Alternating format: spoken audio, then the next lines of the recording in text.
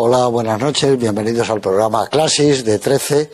Hoy vamos a ver una película estupenda que es High Sierra, El último refugio se llamó en España, de 1941, dirigida por Raoul Walsh. Hace poco yo estuve mirando la filmografía de Raoul Walsh y me salían 20 películas extraordinarias, desde El ladrón de Bagdad, que la hace muda y que es una joya, hasta Una trompeta lejana, la última que él hizo, que es un western tremendo.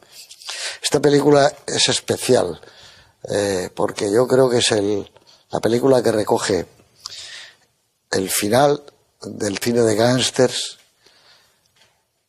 e introduce el cine negro. Siempre se ha hablado de que el cine negro es el Halcón Maltés, el inicio del cine negro, que es después de esta película. Las dos son del 41. Pero hay que tener en cuenta que en esta película está John Huston, que dirigirá el Halcón Maltés, y que está Bogart, que será el protagonista del Halcón Maltés, de Sam Spade. Además de eso, es una película donde la naturaleza tiene una enorme presencia en muchas películas de Walsh, y también unida a unos interiores que tienen ya la luz del cine negro, la luz de las bombillas. Es curioso. Aparte de eso, la película es extraordinaria. De todas las obras maestras que ha hecho Raoul Walsh, yo creo que esta es la más transparente. Es una película como transparente, como vista a través de una vidriera llena de luz. Es una película donde está también un personaje clave, sobre todo ahora del cine americano, Aida Lupino, que es la protagonista femenina y que se transformó en una directora de cine fantástica, sobre todo con aquella película de The Hitch o Hitchhiker, que era los autostopistas. Y bueno, y también está Bogart en un momento clave que va a dar el salto a transformarse en una leyenda. Aquí es un Bogart como van muchos futbolistas de ahora, peinado, sin pelo por aquí, y con canas, canoso y un poco de pelo arriba, recién salido de la cárcel, un soñador, le gusta mirar las estrellas, ese halo romántico, ¿no? Y le gusta la naturaleza. Y bueno, es una película, como digo, basada en una historia de Barnett y con un guión de Huston y de Barnett, que te tienes pegado a la butaca desde que empieza hasta que acaba.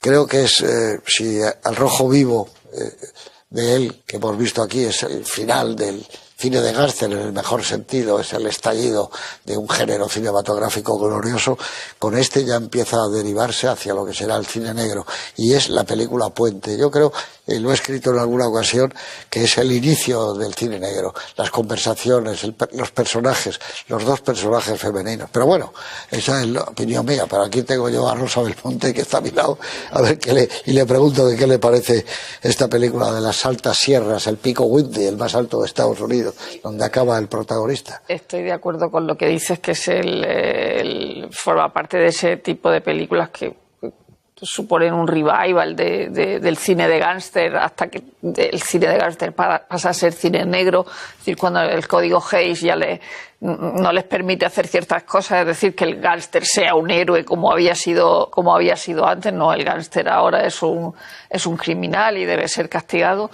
Y en la película que hace a Humphrey Bogart una estrella, o por lo menos un actor principal, porque se darán ustedes cuenta de que en los títulos de crédito iniciales sale debajo de Aida Lupino. Es decir, Aida Lupino es la primera y Bogart era el segundo, y además que era un descarte. Luego hablaremos más de esto. Es decir, que le dicen, oiga, pues contraten a uno que tienen aquí a sueldo, y de hecho lo contratan porque estaba en el estudio, y evidentemente él sube el sueldo. Ya a Aida Lupino le hacen un contrato de 7 años. Es decir, que es una película importante para los dos, aunque ya habían trabajado antes juntos, no es la primera vez, ya habían trabajado con Raoul Walsh, y incluso ella había trabajado con Joan Leslie, que es la otra mujer. Es decir, que era una serie de gente conocida, y en una película que es verdad que la naturaleza tiene una parte muy, muy importante,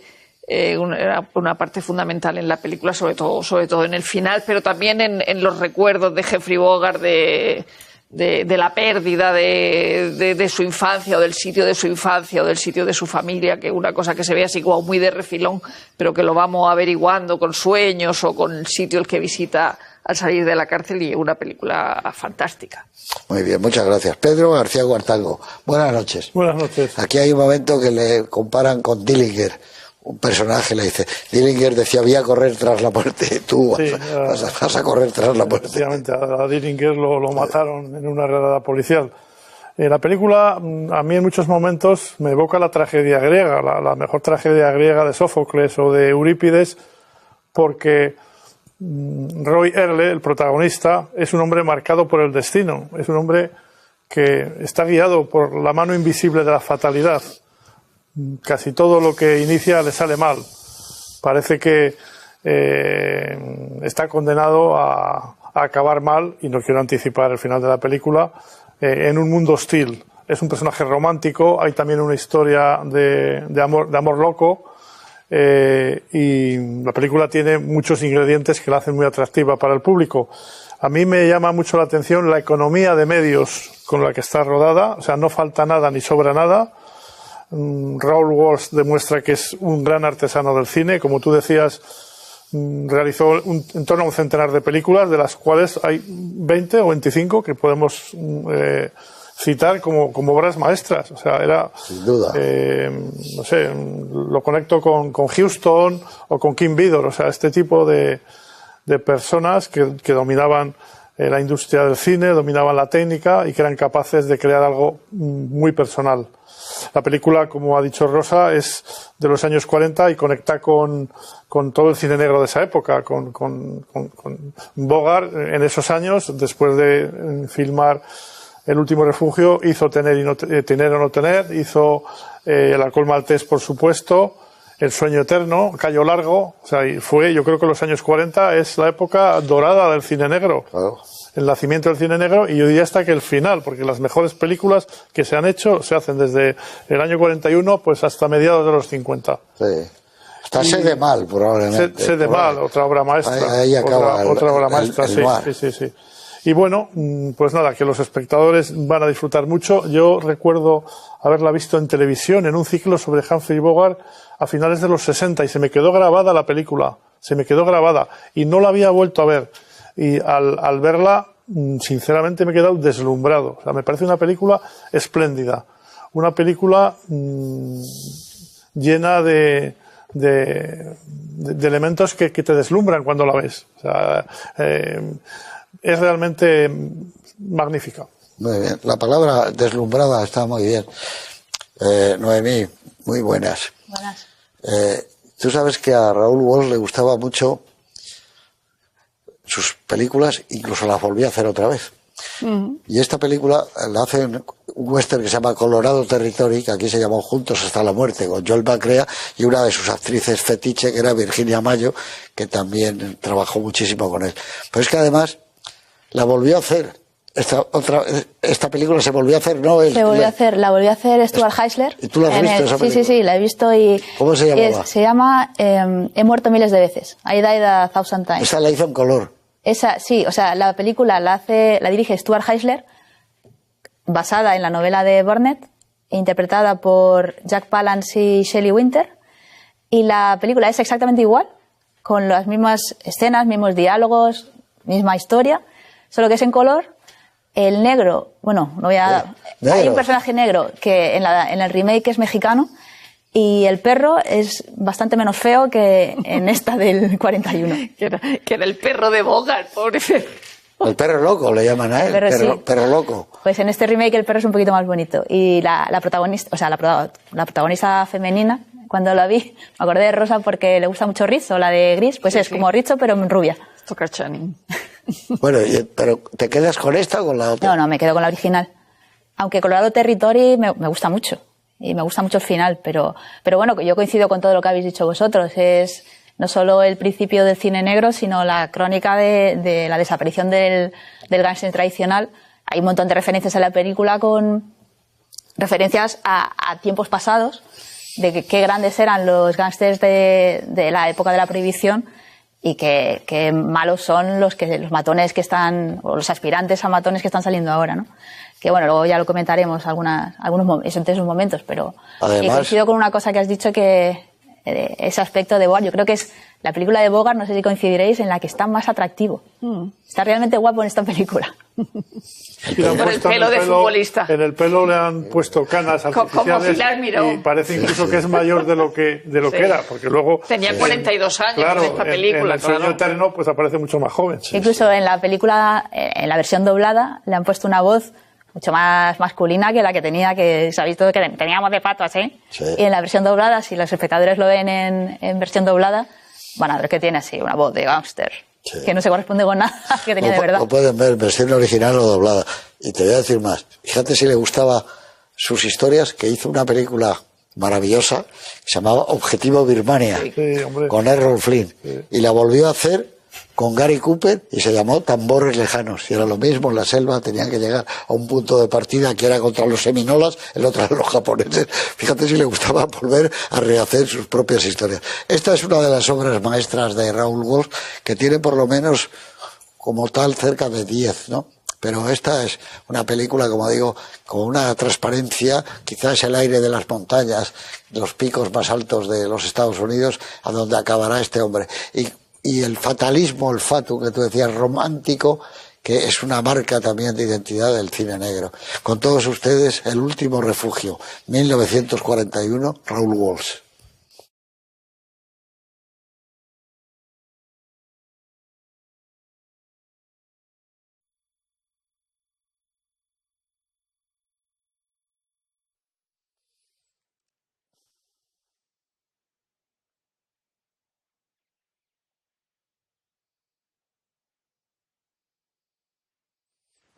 Aquí estamos, de vuelta de las highs sierras, de las sierras altas. Año 1941, qué gran cine se hacía en esa época, la década de los 40 y 50, yo creo que es la edad de oro del cine. Pues en ese año, en el 41, se estrenó en España la película de Walt Disney, Fantasía, que luego se vuelve a estrenar en el 57 o 58, una de las grandes obras, sin ninguna duda, de Walt Disney, que a mí personalmente me aficionó cuando yo la vi en los años 50 a la música. Era impresionante, la consagración de la primavera, que era el comienzo del mundo, los dinosaurios, todo aquello. Bueno, era preciosa, es una película increíble, ¿no? En Zúrich se estrena la obra de teatro de Bertolt Brecht, Madre Coraje. Será una de las grandes obras, sin ninguna duda, del siglo XX, del teatro. Y luego tengo aquí probablemente lo más importante que pasó en el año, 7 de diciembre. La aviación japonesa ataca la base de Pearl Harbor en las islas Hawái y destruye 188 aviones y 5 acorazados. Es el inicio, entra Estados Unidos en la Segunda Guerra Mundial, naturalmente, pero eso ha salido muchas veces en el cine, lo hemos visto en ese momento, hasta hay películas solo dedicadas a ellas. Marlene Dietrich, la gran estrella del cine alemán y que se ha trasladado hace unos años a Hollywood, Ángel, El expreso de Shanghái, etcétera, adopta la nacionalidad norteamericana y a partir de ahí no parará de dar charlas y bueno, presentaciones en acontecimientos y ante los soldados norteamericanos para ayudar. Hay que decir que ella rechazó que cuando Hitler le hizo la proposición, que también se la hicieron a otros cineastas como Friedland, ella dijo que no quería saber nada de todo lo que se estaba cociendo en ese régimen. Y aparece también en Madrid una nueva revista que será legendaria, que será una historia en el periodismo, que es la revista humorística de La Codorniz. La dirige al principio Miguel Miura, luego hay muchos cambios, pero bueno, el que la inventa y ahí salen todos. Está Miura, está Tono, está Mingote, está toda la generación aquella de humoristas del 27. La gente que la ha colacionado tiene un verdadero tesoro. Mucha gente la colacionaba continuamente, ¿no? Y bueno, digamos ya para terminar que en el campo de Auschwitz los nazis ejecutan al padre Kolbe, el sacerdote polaco y franciscano, que pidió cambiar su vida por la de otro prisionero. O sea que una persona de estas que marcan un tiempo y una época. Y vámonos a las altas sierras, a Bogart, que acaba de salir de la cárcel, con qué bien está contado, como llega el indulto, inmediatamente y ya le ves a él que sale, y lo primero que hace, como yo diría, es respirar, ¿no? Y mirar y decir, lo que estoy en plena naturaleza, me gusta sentarme en un banco, ver cuando llega su amigo a buscarle, ¿no? Eso marca un poco yo lo que va a ser esta película. Esa parte en el remake no sale. Arranca pues directamente. Mal por el remake. Mal por el remake. Entre otras cosas. Arranca directamente en la escena de la carretera cuando se le cruza el conejo, que yo creo que lo del conejo no sé si... El de Raoul Walsh. Sí. Claro, pasó a ese, él, claro. por eso tenía el ojo... Le perdió el ojo en el accidente con un conejo. Claro. En cuanto al... De verdad, a él se le cruzó una liebre conduciendo, y por eso al viejo con el que entabla amistad se le cruza también una liebre. Que es verdad que vemos a Humphrey Bogart, pero podíamos haber visto a George Raft en el libro ese que hace George Stevens Jr., el que habla con grandes directores de cine. Cuando habla con Raoul Walsh le pregunta por el casting de High Sierra y El último refugio, y entonces dice que Jack Warner le mandó el guión a George Raft y que lo rechazó, y que entonces mandaron a Raoul Walsh a que lo convenciera y que le dijera que por favor hiciera la película. Y entonces George Raft le dijo: es que yo no quiero morir al final. Y le dice Raoul Walsh, dice, hombre, es que tienes que tener en cuenta, pues, por lo que hemos dicho antes del cambio del código Hays y todo, dices que los censores no van a aguantar que alguien que ha matado a 2 personas se vaya de rosita. Dice, tienes que morir al final. Dice, pues yo no la hago. Y entonces el propio Raoul Walsh, como he dicho antes, le dijo a Warner, pues tenéis en el estudio a Humphrey Bogart, y él había hecho ya La pasión ciega, claro. Esa con George Raft y con Aida Lupino, que eran como dos camioneros que recorrían el país. George Raft y Conducen de noche, se llamaba. Conducen de noche, sí, They Drive by Night, ¿no? Eso es. Y con Aida Lupino también, donde ahí sí hay una cosa que a mí me llama mucho la atención de esta película, es el concepto de mujer fatal, de femme fatal, es decir, porque eso se le tiene que aplicar a Joan Leslie, que es la que rechaza a Humphrey Bogart después de que le haya pagado la curación, la cojera y todo, ¿no? Claro, la verdadera mujer fatal debería ser Aida Lupino, que es la mala, ¿no? Que es mala, que va con los tontainas estos. Le ama en silencio. Claro. Le ama en silencio. Y claro, Aida Lupino es una persona con una distinción tremenda, una personalidad. Ella le decían que era la Jean Harlow británica, y ella decía, no, yo soy la Bette Davis de los pobres. Sí. Pero fíjate tú. Y es verdad que a mí el concepto de femme fatale en esta película no lo entiendo Ella muy está bien. maravillosa. Yo creo que hay un error de casting. Sí. Es lo que comentábamos antes porque tú no te crees que Royer se enamore de esa niña, que es tonta. Sí. Que además lo demuestra varias veces a lo largo de la película. Que no digo Bogart, porque Bogart sabemos que se casó con Lauren Bacall, que lleva 25 años. Entonces, pero el personaje del gángster, un gángster, ¿cómo se va a enamorar de esta niña? No sé si estáis de acuerdo, pero yo no me lo creo. Yo yo lo veo de otra forma. O sea, es verdad que resulta muy chocante, ¿no? Que prefiera a Marie antes que perdón, al revés, a Velma antes que a Marie. Que es la amante de un gángster. Claro, que es la amante de un gángster. Pero esa relación refleja también la propia actitud ante la vida, la propia mala suerte del protagonista, porque él busca en Velma una mujer virginal, una chica joven, de una buena familia. Cambiar su vida y estar para con cambiar otra. su vida. Es que él ve en ella la esperanza de cambiar su vida, de cambiar su mala suerte. Hay un momento incluso que él dice que en la cárcel ha pensado en suicidarse, que ha intentado escaparse en muchas ocasiones. Entonces él ve una oportunidad para cambiar su vida con una mujer que, digamos, no está manchada. En cambio, no siente ningún afecto hacia Aida Lupino. Es evidente que no está enamorado de ella, y que si acepta la relación es por pura lealtad y por compasión. porque en el fondo es una persona de buenos sentimientos. No, y le quiere de verdad. Le quiere de verdad. Claro. Aida Lupino le quiere, bueno, claro. Ella está totalmente enamorada y él se siente obligado a corresponderla y permite que se vaya con ella, permite que se quede primero en el complejo donde están, luego que participe en el atraco y finalmente que la acompañe en su vida. Y yo creo que esa dicotomía sí refleja muy bien el carácter del personaje, o sea, que siempre toma elecciones equivocadas, o sea, se enamora de la mujer que no se tiene que enamorar y desprecia el amor de la mujer que le quiere y que vale muchísimo más que Velma. Por lo tanto, yo creo que aunque efectivamente resulta chocante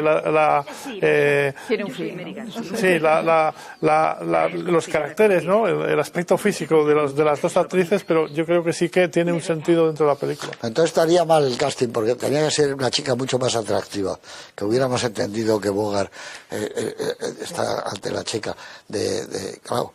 Que por cierto, el conejo es el ángel de Clarence. Sí, claro, de Qué bello vivir. De Qué bello vivir. Sí. Pero tú has citado antes la película de Ellos conducen de noche, La pasión ciega se llamó en España, con John Ruff.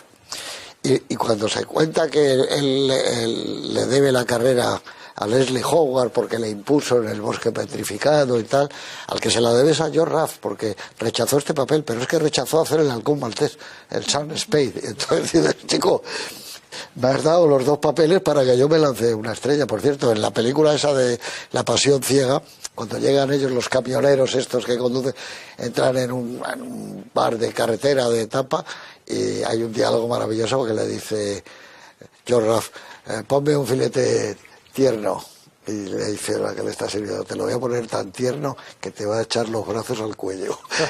Es un diálogo maravilloso de los que ya empezaba el cine negro. Entonces yo creo que Bogart aquí empieza a encontrarse muy bien con Raúl Walsh, cómo viste, cómo se mueve, cómo anda, cómo se lleva con el negro, todo. Incluso cuando entra ella, como dice Pedro, no la ha fascinado, pero bueno, aparte que él sabe que está con el otro tipo y bueno, y que es una mujer con unos antecedentes, pero poco a poco yo creo que él se va dando cuenta de que esta mujer literalmente podría dar su vida por él y que en la huida se va con él en todas partes, ¿no? Pero además tiene dos declaraciones de amor preciosas. Claro. Aida Lupino, una cuando le dice nunca he conocido a alguien de una pieza como tú, y cuando le dice las personas malas como tú y como yo no podemos mezclarnos con el resto de la sociedad, tenemos que juntarnos. Pero aún así, después de haberle dicho eso, Bogart, o sea, Roy, le dice a ella, cuando van a ver a la familia, que va a ver a la chica, le dice, sí, Velma es una chica, es muy bonita y decente, ¿sabes? Y eso, por mucho que la otra le quiera, es lo que decía Pedro, que está buscando otra cosa. Pero cómo entra ella, ¿eh? Esa es muy buena escena. Sí, cómo entra. Ella entra... El perro es que se voy detrás del perro. Bueno, el perro también es una cosa sorprendente, porque dentro de una película de cine negro, precine negro, resulta que el perro es la fatalidad de la que habéis hablado, la representa el perro. Es decir, que el personaje negro dice, este perro yo no lo quiero ya, que se va, con el que va le pasa algo malo. Fíjate si le pasa. Y Bogart se lleva el perro. Pero fíjate, hay una escena en la que cuando van los dos, el médico y Roy en el coche, que le dice lo de Dillinger, decía Dillinger que vosotros corréis hacia la muerte, el siguiente plano es el perro corriendo hacia Bogart, o sea, la muerte corriendo hacia él. Sí, claro. Y luego con respecto a la diferencia entre el gángster de antes, él es un gángster de toda la vida, y los dos panolis que le han asignado para el asalto al hotel son esa gente que admira a los gángsters de antes, o sea, admira a Roy, ¿no? Y entonces él los desprecia por eso. Sí, es como si los hubiera tenido en cromos. Sí. ¿Verdad? Ese momento es justo cuando decía antes en la presentación lo de las continuas referencias a tiempos pasados, cuando Arthur McKennedy le dice, yo de pequeño lo veía en los periódicos y ahora nosotros está aquí usted y nos sentimos tan novatos. Y luego Big Mac le dice a él, dice, no, antes estaba acostumbrado a tratar con profesionales y ahora son todos niños bonitos que se piensan que son... Ahora los superclases o están muertos o están en la cárcel. La grandeza del personaje de Roy no es que es esa, evidentemente, que es un gángster con prestigio, etcétera. La grandeza está en su lealtad. Es un personaje que va camino de un destino fatal precisamente porque es leal. O sea, es decir, recoge al perro por pura compasión, a pesar de que el sirviente negro le advierte que le va a traer mala suerte, se enamora de la mujer equivocada, invierte toda su energía, su dinero en ella y es un total fracaso, y también lleva a cabo el atraco por lealtad hacia la persona que la ha sacado de prisión. O sea, la lealtad es el hilo conductor de toda su actuación. Es un personaje con un código moral muy estricto. Exacto. Frente a los otros gángsters más jóvenes, frente al mundo que le rodea. Él es un personaje que realmente es un hombre honorable, en el sentido mafioso del término. Estoy completamente de acuerdo contigo. Él sabe buen ladrón. cómo comportarse con la libertad. Es decir, cuando yo ahora estoy libre, es volver a ver el tipo que me ha sacado. Porque, y ¿qué es lo que quieres? Este golpe, el último que voy a dar, pero lo doy porque tú lo pides. Por cierto, uno de los gángsters que no aparece al principio en los títulos es Cornel Wilde. Cornel Wilde es Mendoza el que le facilita la Que entrada. luego será un director de cine extraordinario, agente especial, es una maravilla. Hizo 2 películas de cine negro increíblemente buenas. Cornel Wilde como director. Y Noemí ha citado a Arthur Kennedy, decir que hay secundarios a los que luego hemos visto de mayores, en este caso en El hombre de azul. Y en Rancho Notorios, que la vimos el año pasado. La encubridora que era, ¿no? Pero luego la película está dividida como en un mundo muy luminoso, que es que representa a Bogart al salido de la cárcel y lo que le gusta, el respirar, y unas cabañas en donde están metidos los gángsters y tal, que es el mundo como de la madera, agobiante, esperando, no saben qué hacer, y eso está muy bien hecho. Y luego el mundo en movimiento, el coche, él siempre cuando va en el coche va en movimiento hacia no se sabe muy bien dónde, pero toda la parte final con la retransmisión. Es que eso nos parece un precedente del Gran Carnaval. Claro, es una retransmisión. Estamos aquí con fulano, lo vamos a matar. La facilidad que tienen los periodistas para entrar. Dice, soy del Morning, tal, y le deja pasar. ¿Esto qué es? En cualquier momento puede bajar el telón para reír. Pero fijaros que efectivamente... Pero eso es como una retransmisión radiofónica. No, es el Gran Carnaval, como ha dicho Noemí. Claro, está muy bien visto. ¿Por qué? Dice, porque estás en directo viendo el acontecimiento. ¿Le van a matar o no? Está escondido. Y la propia presencia esta de los medios cambia probablemente el desenlace, porque hacía imposible una salida, ¿no? Como sucede en el Gran Carnaval, que se ve obligado a ir cada vez más lejos por la presencia de las televisiones, las radios, etcétera. Hay una clara, eso lo sugerías tú, José Luis, una clara contraposición entre los interiores, el casino, el hotel, que representan una cultura del mal, una sociedad decadente, cerrada, donde todo es sombrío, frente a la naturaleza. La naturaleza es la libertad, son las montañas, claro. Es la maravillosa escena del principio cuando sale de la cárcel y va a pasear, cómo se ve, cómo mira los árboles, cómo mira hacia el cielo. O sea, a mí esa escena me parece... Siempre hemos visto que la gente cuando sale de la cárcel en miles de películas le montan en un coche que le está buscando a alguien y se la dice, no, claro. Aquí él dice, voy a mirar, voy a respirar. Y al final la película respira. Por eso digo yo que el adjetivo que le doy es una película transparente. Él suele ser un cineasta transparente, Raúl Bosch, pero esta película es increíble. Y cuando estás allí, la sierra y la gente... Joder, tienes una sensación de que estás viendo un documental, de que hay un tipo que está arriba y que ha matado a alguien y que en televisión estás en directo viéndolo. Tiene esa vinculación con las uvas de la ira de el que ha perdido la granja, que claro. el viejo y la nieta y todo eso han perdido la granja y sabemos que él también ha perdido la granja porque una de las primeras cosas que hace cuando sale claro. de la cárcel es ir a un sitio y donde no se da a conocer, pero intuimos que conoce el sitio porque ha estado antes y luego hay un sueño donde él habla de eso, de haber perdido la granja, que eso también tiene que ver con la naturaleza, es decir, que esta gente ha perdido la granja y ahora se tiene que ir a una ciudad o a la cárcel. Sí, queda manifiesto que lo que significa para él ese lugar cuando le dice al niño dónde tiene que ir a pescar truchas, le dice, no, tienes que ir al recodo del río, claro. que es donde están, es decir, que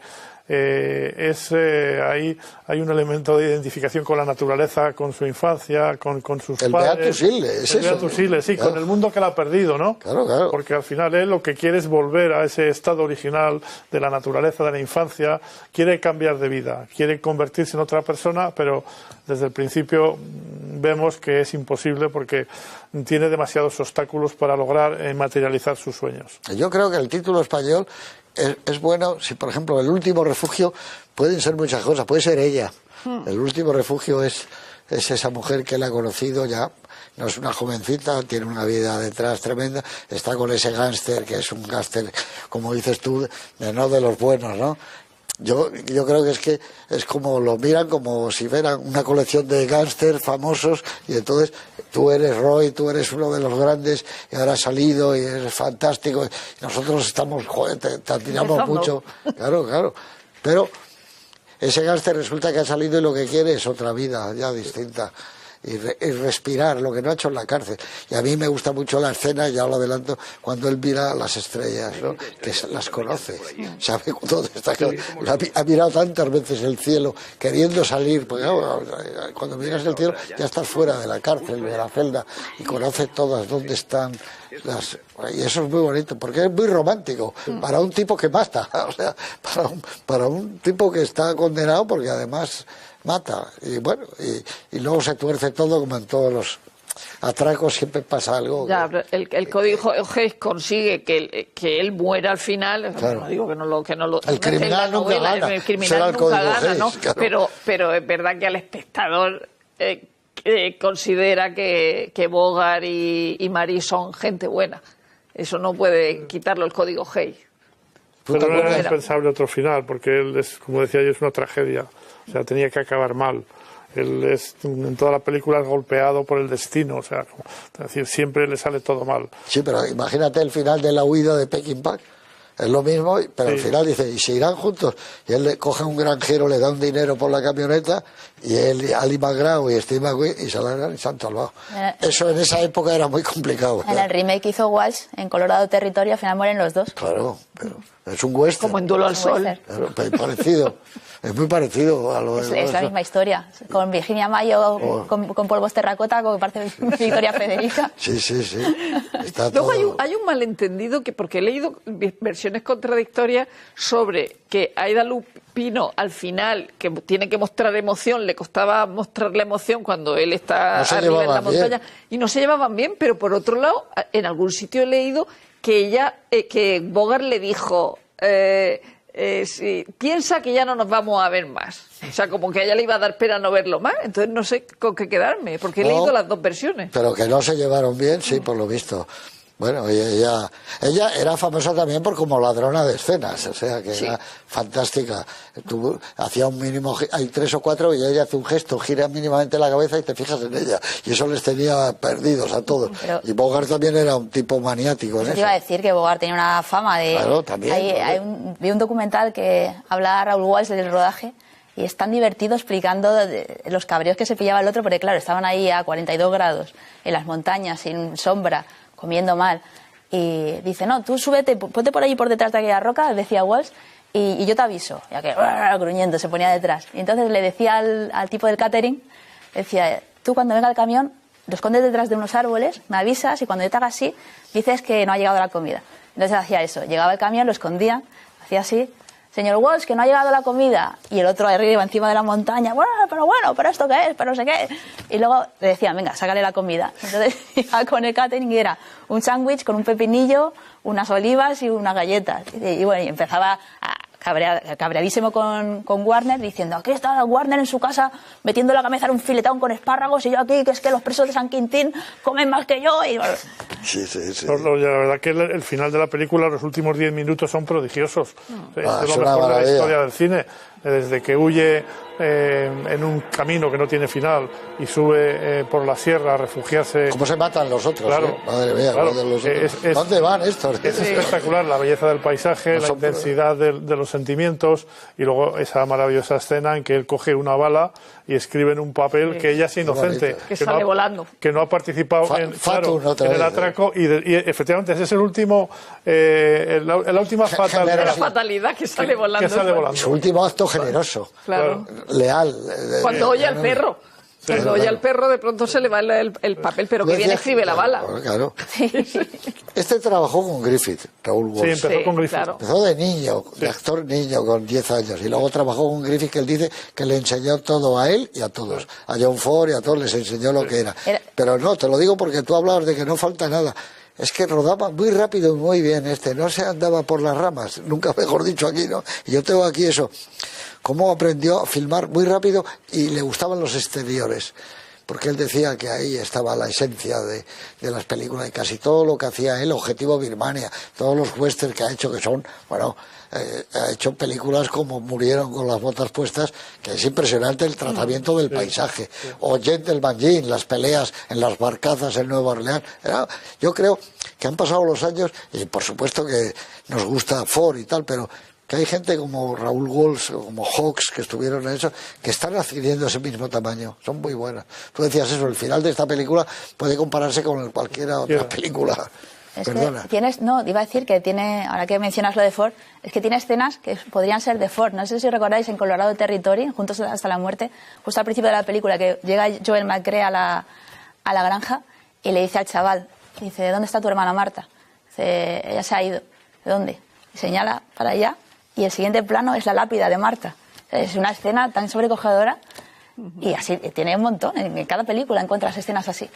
Y siempre con un tipo de actores que en ese momento, Joel McCrea, que no era una estrella, Virginia Mayo, yo creo que la película que hizo del capitán Horacio Holbrook era una película marina, que aquí se llamó El Hidalgo de los Mares. Gregory Peck, ¿no? Con Gregory Peck. Sí.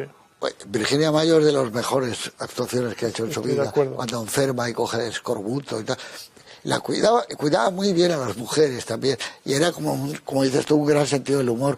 Y hay una cosa que heredaron de Griffith los que hicieron cine mudo, que es lo inmediato. No se andaban por las ramas, te presenta todo, de repente ves a este coche en esta película, esos dos se matan, fíjate tú, y él dice, no eran profesionales. Claro, y es verdad, dices, estos se han puesto muy nerviosos, ¿no? Y esto es lo que era Raúl Walsh, un profesional del cine. Da mucha información en los planos, están muy bien seleccionados. Claro. La composición de los personajes, la forma como se colocan, se sientan. O sea, es de un gran virtuosismo técnico esta película. Lo que pasa que es de una sencillez y de una economía de medios que parece fácil de hacer, pero yo creo que no lo es. Yo creo que aquí demuestra que era uno de los mejores directores de la industria de Hollywood. Ninguna duda, o sea que fíjate, pero directores, yo tengo aquí la primera versión que se hace de Lluvia, que se llamó Sadie Thompson, el cuento de Somerset Maugham, que él lo hace con Gloria Swanson. Es impresionante esa película. Pero, y por no hablar de Roaring Twenties, ¿cómo se llama aquí? Los rugientes años 20. Bogart, precisamente. Esa es otra obra maestra. Que esa está en la línea de acabamos con los gángsters, empezamos con el negro también. Esa está antes, claro. Mucho más clara dentro de los gángsters. ¿Qué final? Bajo la nieve. Le han pegado tiros y para la catedral esa o la iglesia, todos unos finales extraordinarios. Por eso, Pursuit, esa que al rojo vivo que me dices del final. Bueno, pues hasta el rojo vivo, pero es que yo digo, Murieron con las botas puestas, Gentleman Jean, Objetivo Birmania, Pursuit con Robert Mitchum, que es un actor que él habla muy bien de él. Él le gustaba, su favorito era James Cagney, Bogart, y decía que Robert Mitchum era buenísimo. Perseguida se llamaba esa película aquí, no se estrenó en España, Pursuit. Perseguida, Colorado Territorio, al rojo vivo, fíjate tú. Pero es que lo que la esclava libre que hablamos esa la hemos traído aquí, sí. El Hidalgo de los Mares, Tambores Lejanos, joder. Historia de un condenado, una película maravillosa con Ron Hudson. El mundo en sus manos, sí. Los veleros aquellos, más allá de los lágrimas, Los Implacables, que la quiero yo traer aquí, uno de los mejores westerns de la historia, con Clark Gable y Jane Russell, otra de sus actrices favoritas, la esclava libre, bueno, pero aún así, insisto, esta, no sé si es por el blanco y negro, el tipo de fotografía excepcional que tiene, o porque estás en medio, es como transparente, es una película limpia, muy limpia, le has pasado así y has limpiado el vidrio, y donde los personajes también son limpios. Ella y él son dos personajes de una limpieza moral asombrosa, de una rectitud, es decir, ella sabe lo que es.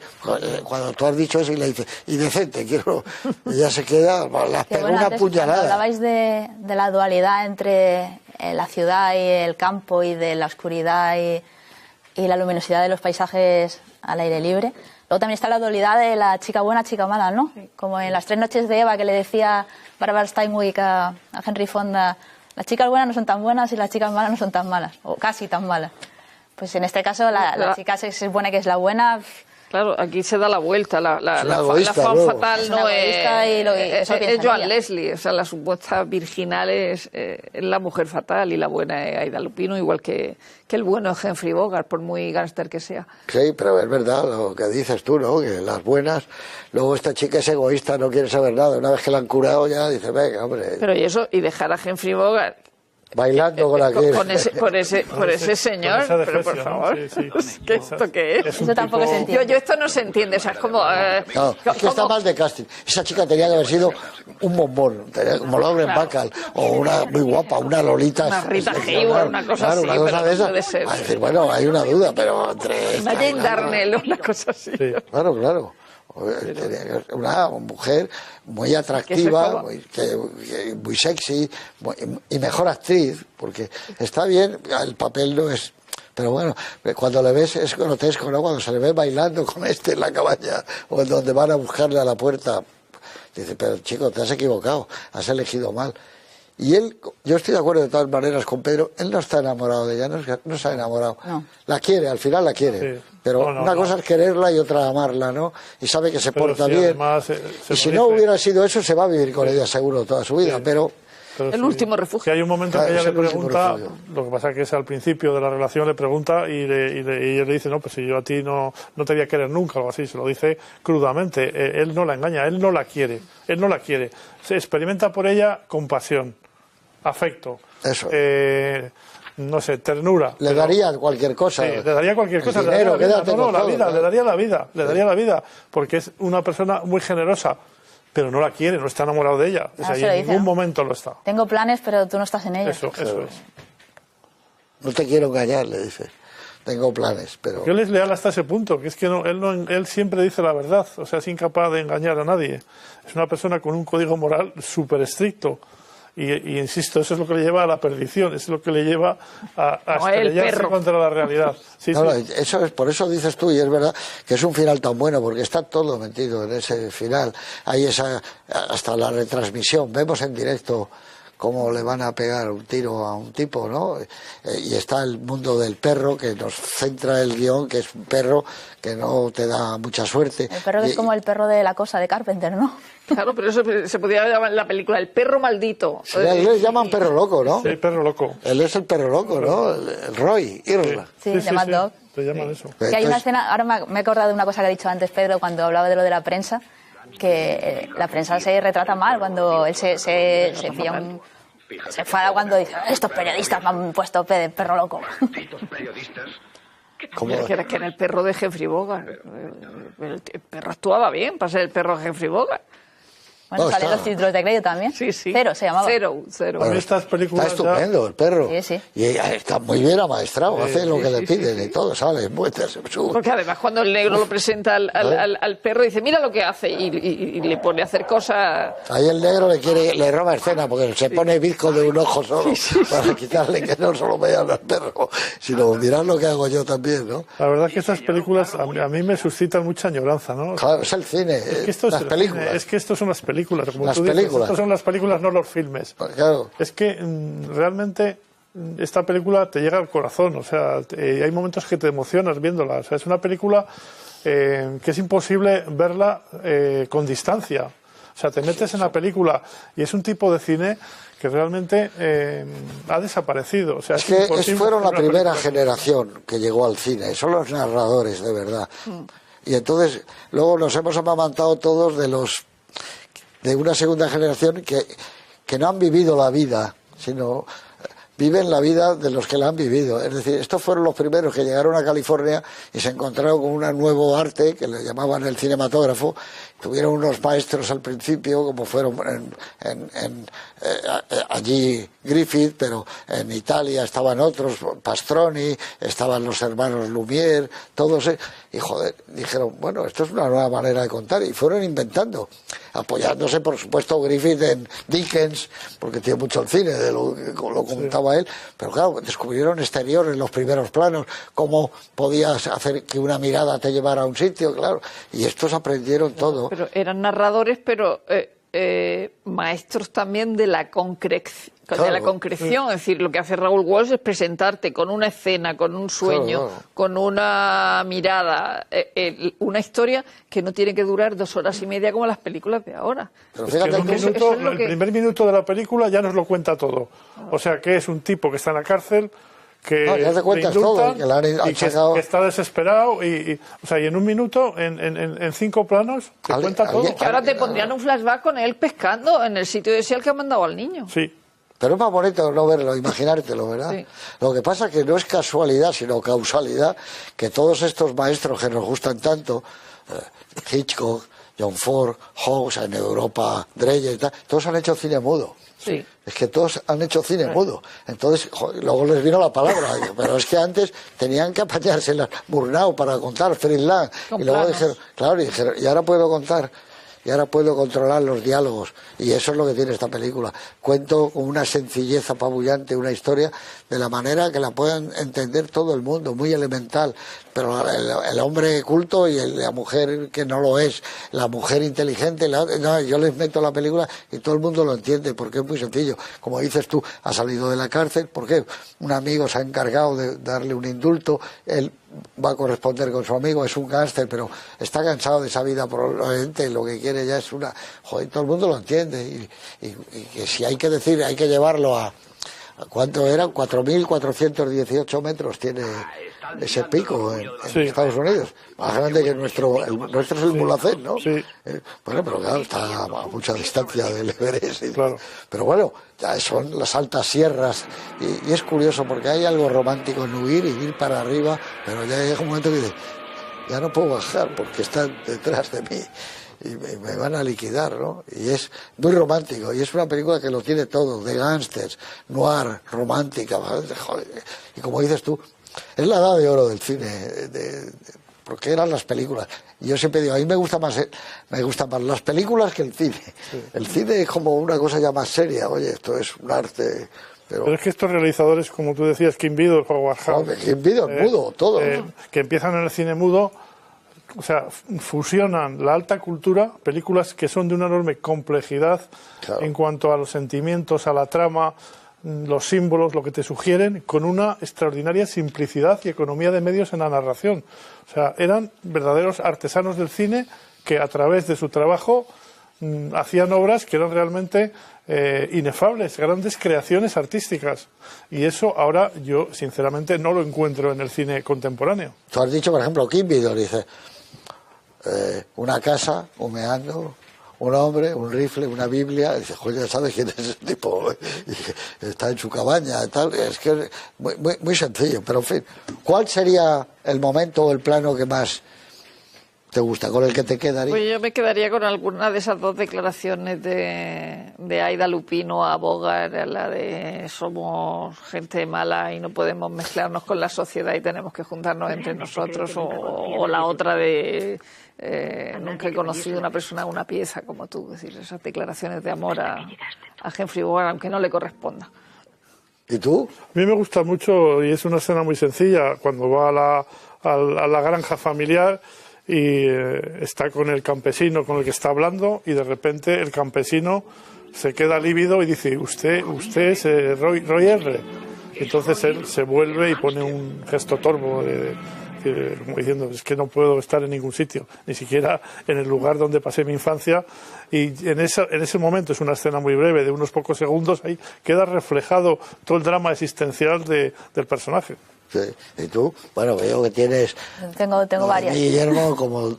Te dejo 2. No, me quedo con una. En ese momento que has dicho tú que te gusta tanto, cuando le está explicando qué estrellas son esas y le coge la mano y tal. En el momento que se va, que el abuelo le dice a la chica, afortunada la chica que lo pesque, plano siguiente vemos a Bogart conduciendo, esa sonrisa de Bogart, que es la sonrisa que te sale cuando estás enamorado de alguien y has estado con esa persona en ese momento, ilumina la pantalla de tal manera, y Bogart está tan guapo en ese plano que vamos, me parece lo mejor de toda la película. Esa sonrisa es la misma de Bogart en un coche en el flashback de Casablanca, cuando va con ella, cuando van en París con la música, y tiene esa sonrisa maravillosa llena de luz, es la misma sonrisa, porque Bogart cuando sonreía, como dices tú, era un tipo muy atractivo, ¿no? Yo me quedaría con alguno de los momentos del final de la película, porque me parecen muy emocionantes, incluso. Por muchas veces que la veo te emocionas, sabes cómo va a acabar. Pero, yo diría, Roy, cuando está escribiendo y diciendo la chica no tiene nada que ver, ese es un momento fantástico de la historia del cine, de los personajes que nos gustan, de los héroes que hemos tenido cinematográficos, ese momento y que se fastidia, ¿no? Y que el papel se vuela como se vuela el polvillo del oro en las montañas aquellas de la película de John Huston, que siempre pasa. El tesoro de Sierra Madre. El tesoro, pues se vuela y eso es ese fatalismo romántico que ya en esta película ya inicia lo que va a ser el cine negro. Y yo creo que Bogart, así como creo que en el cine de gángster es Cagney el rey, en el cine negro es Bogart el rey. O sea, que es curioso, ¿no? Y trabajaron juntos y pudieron estar juntos a caballo de las dos eras del cine, pero es que tú has citado antes cualquiera, Cayo Largo, él está estupendo siempre. Y te gusta esa cara, esa amiga, ¿no? Tener y no tener es una película fantástica. Tener. Pues todo Casablanca, fíjate tú, todo lo que ha hecho él, ¿no? Pero igual se debió sentir mal con eso de que el papelito se fuera volando, porque luego en Colorado Territorio, si os acordáis, lo deja escrito en la pared. Sí, muy bonita la idea, ¿eh? Sí, pero a mí me gusta más que lo escriba en un papel y se vaya. Es más bonito, me ha hecho más brillante, pero bueno, otros queda bien como para cuando llegue alguien y lo vea, lo escribe en las rocas, ¿no? Es una historia muy buena, por eso no descartes que se vuelva a hacer otra vez. No, es verdad, la historia del gángster que sale y que lo que quiere es una redención y tal, y lo hubiera hecho alguien del tipo de Clint Eastwood, ¿no? Sí. Es una historia que le hubiera ido muy bien para filmarla, Clint Eastwood. Pero es un tema eterno, un tema que está constantemente en la literatura, ¿no? El afán de redención de una persona perseguida por su pasado. Hay muchas pero hubiéramos hecho un casting, ¿verdad, Rosa? Que la chica, la cojita, hubiera sido mejor. La cojita hubiera sido... Alguien que diga, vaya... Algún bellezón. Hombre, claro, esta es un trueno, esta chica. Zapataki. Sí, no sé, tiene que ser mona, aunque sea pequeña. Muy guapa. Pero no, claro, esta es que Joan Leslie no... Scarlett Johansson, claro. Que le hubiera ido bien para hacer el papel, y el tipo para ver al gángster, y allá teníamos no te imaginas a Mónica Bellucci ahí cojita y eso, pero tiene que ser alguien así, si no, no tiene sentido. Vamos, que a mí me parece también que Gary Cooper se equivoca en Solo hasta el peligro, yéndose con Grace Kelly en lugar de con Katy Jurado, pero bueno, en este caso es mucho más evidente. Y menos mal que lo arregló Mogambo, sí. Que se quedó con Navagante y dejó a Grace Kelly, ¿no? Oye, qué importantes son las gasolineras, ¿no? En el cine, el cine negro, las gasolineras. ¿Te acordáis en Al Rojo Vivo, en el Abrazo de la Muerte, en El Cebo? Todas. En esta me gusta que llega a la gasolina y se enciende un cigarro. ¿Esto qué es? ¿Has visto? Siempre, sin ningún problema. Nada más bajarse el coche y se enciende el cigarro. Pide los galones necesarios y se enciende un cigarrillo. Es un paisaje de cine negro, las gasolineras, los cuadros de Hopper. Sí. Claro, es que eso que saca mucho del cine negro. Él era un gran creador y hizo muchos pósters de las películas de gángster. Hopper tiene mucho que ver también en el negro. Eso, sí. Son fantásticos, ¿no? Lo que también hay gasolinera en Marisol rumbo a Río. Aquella gasolinera que había de chicas, ¿te acuerdas? Sí, ¿te acuerdas? Aquí en Madrid había una de mujeres Era la de chicas. llegando... Sí, eran...